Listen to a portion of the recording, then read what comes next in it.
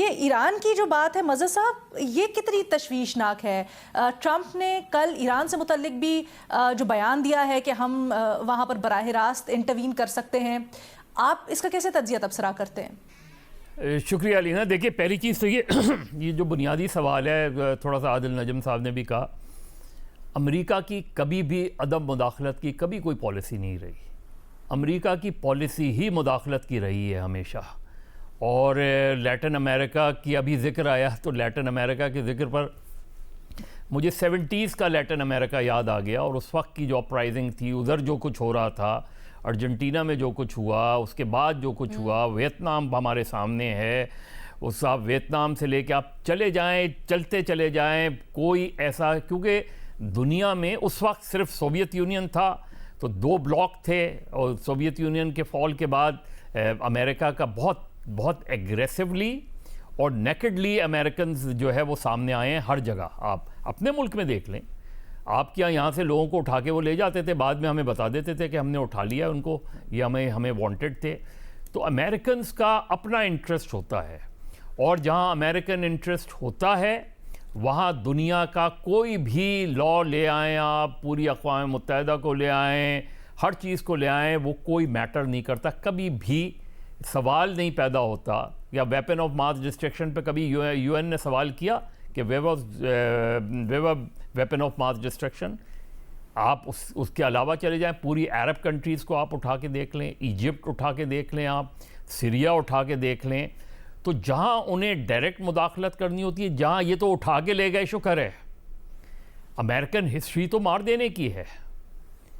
کس طریقے سے مارتے ہیں، کیسے جو ہے صفحہ ہستی سے مٹاتے ہیں. سر پروف آف لائف مانگا جا رہا ہے، اس سے متعلق ایرانیئنز دیکھیں، ایران ہمیشہ سے ان کے لیے اس وقت سب سے زیادہ، کئی سالوں سے، آج سے نہیں، کئی سالوں سے ایران ہمیشہ ان کے نشانے پر رہا ہے، اور ہمیشہ ان کے نشانے پر ہے.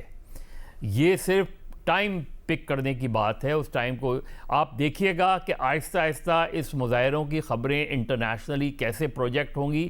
یہ بھی ہم نے ہسٹری میں دیکھا ہے کہ جو ڈومیسٹک پالیٹکس ہے اس کو کس طریقے سے مینیپولیٹ کیا جاتا ہے، کس طریقے سے تھرو CIA جو ہے وہ وہاں جا کے اس طرح وہ ہوتا ہے. آپ پوری پڑھ لیں، CIA ڈائری اٹھا کے پڑھ لیں آپ، جو ایران میں امریکن ایمبیسی سے جو پیپرز ریکور ہوئے تھے اس کو پڑھ لیں آپ. اس سے آپ اندازہ ہوتے. تو امریکنز کا جہاں انٹرسٹ ہوتا ہے، جہاں انٹرسٹ انہوں نے یہ غنیمت سمجھا کہ ان پریزیڈنٹ کو اٹھا کے انہوں نے کہیں اور وہ کر دیا، ورنہ تو وہ مارنے سے بھی چوکتے نہیں ہیں. تو یہ جو امریکنز کی پالیسی ہے، چائنا ٹھیک ہے، چائنا کے بارے میں یہ پالیسی ان کی رہی ہے. اب یہ آج کا چائنا 70s کے چائنا سے بڑا مختلف چائنا ہے. اس وقت شاید اتنا انٹرسٹ نہیں تھا. چیز یہ ہے کہ کیا اصل چیز یہ ہے کہ آج جو کچھ ہوا ہے، مجھے تو انٹرسٹ یہ ہے کہ ہم کیا پوزیشن لیتے ہیں. کیا ہمارا فارن آفس کوئی اس پر پوزیشن لے گا؟ جو کچھ ہوا مجھے لگتا نہیں ہے اس چیز میں. یہ جو سچویشن ہے، اس لیے کہ ایران کی سچویشن بہت الارمنگ ہے. ابھی آپ دیکھیں غزہ میں جو چیزیں ہوئی ہیں، ابھی بھی اف اینڈ بٹ ہے کہ غزہ میں کس طریقے سے فائنل سیٹلمنٹ کیسے ہوگا. کیا آپ سمجھتے ہیں مظہر صاحب کہ ہمیں پوزیشن لینا ضروری ہے، خاص کر ایران کے تناظر میں؟ ہمیں پوزیشن لینا کیوں نہیں ضروری ہے؟ ہمیں اور کچھ نہیں تو ہمیں یہ پوزیشن تو لینے کی ضرورت ہے. ایون وینزویلا کے اوپر بھی آپ کس طریقے سے کیا اس انٹرفیرنس کو یا ڈونلڈ ٹرمپ کے اس اسٹیٹمنٹ کو سپورٹ کیا جا سکتا ہے؟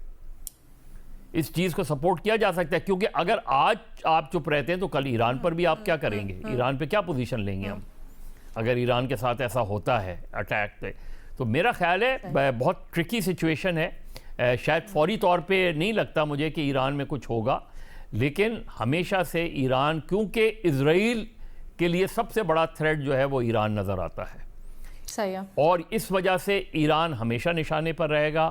اور اسی وجہ سے جب پاکستان میں یہ بحث ہوتی ہے کہ ہمیں جو ہے وہ فورسز غازہ میں جانا چاہیے نہیں جانا چاہیے فورسز کو، تو ہمیشہ ہمارے یہاں دو سوالات اپنے ذہن میں ہوتے ہیں کہ اس کا مینڈیٹ کیا ہوگا، کیونکہ جہاں امریکنز انوالوڈ ہوتے ہیں. بہت اہم پوائنٹ اٹھایا ہے. میں چاہتی ہوں اسی کو میں کیری فارورڈ کروں اور ذرا چھوٹا چھوٹا راؤنڈ کر لیتے تاکہ واپس سے ایک راؤنڈ اس کے اوپر کر سکے. بہت سے اور سوالات ہیں.